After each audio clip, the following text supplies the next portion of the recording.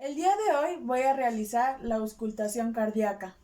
Vamos a tomar como referencia los 5 focos cardíacos. El primero es el foco aórtico y lo vamos a encontrar sobre la línea paraesternal en el segundo espacio intercostal.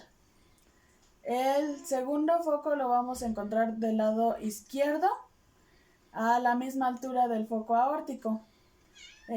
Sobre la línea paraesternal en el segundo espacio intercostal. Más abajo vamos a encontrar al foco aórtico accesorio. Este se va a encontrar sobre la línea paraesternal en el cuarto espacio intercostal. Un espacio más abajo vamos a encontrar al foco tricuspidio, que va a estar situado a un lado del apéndice xifoides.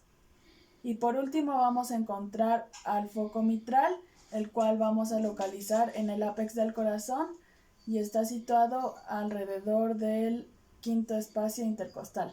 Y ahora vamos a proceder a realizar la auscultación. Primero vamos a auscultar el foco aórtico, el cual vamos a encontrar del lado derecho sobre la línea paraesternal en el segundo espacio intercostal.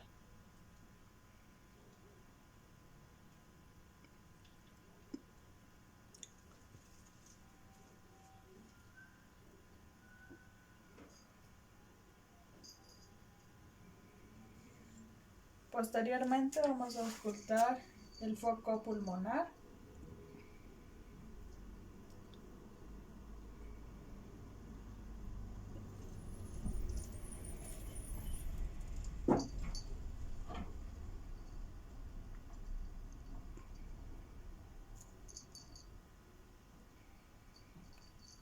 El foco aórtico accesorio.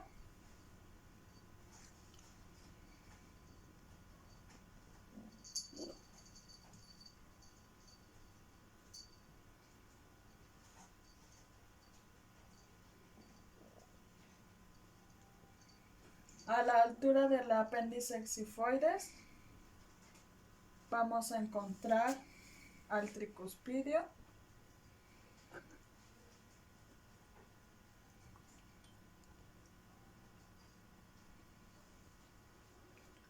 Y por último tenemos al foco mitral en el ápex del corazón.